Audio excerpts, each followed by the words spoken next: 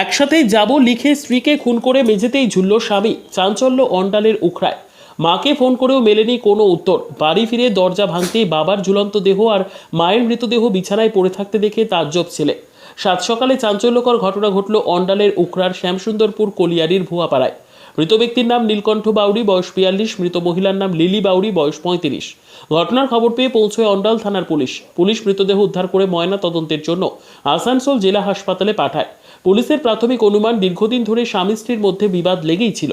সেই বিবাদ চরম পর্যায়ে পৌঁছয় বুধবার রাতে। তখনই নীলকণ্ঠ বাউরি দেওয়ালে আমরা একসাথে যাব লিখে স্ত্রীকে শ্বাসরোধ করে খুন করে গলায় দড়ি দিয়ে আত্মঘাতী হন। ছেলে রোহিত বাউরি দাবি করেন পাশের মামার বাড়িতে রাতে ঘুমিয়েছিলেন।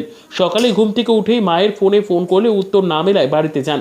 সেখানে দেখেন দরজা বন্ধ। অনেক ডাকাডাকির পরেও সারা না মেলায় দরজা ভেঙে দেখেন বাবার দেহ ঝুলছে, মায়ের দেহ বিছানায় পড়ে রয়েছে। ব্যুরো রিপোর্ট, দিনরাত স্টার নিউজ।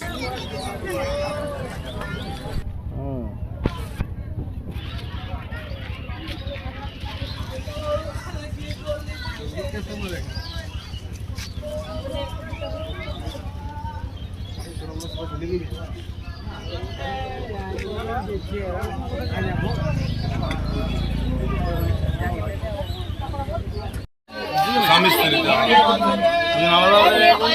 এক জায়গায় তুই দেখে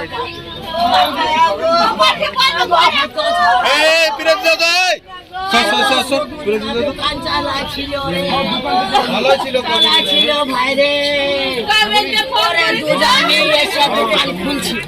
ভাইরে তখন যাচ্ছি, দোকান খুলে নাই। বাবার কাপড় বললো রে আমি কি কাছে থাকিস না, থাকিস না বাবা রে।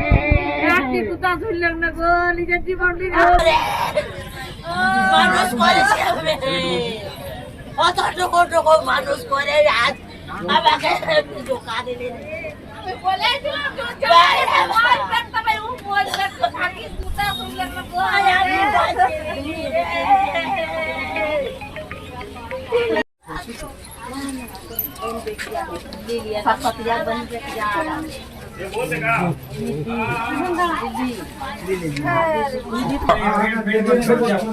देख लिया फेमस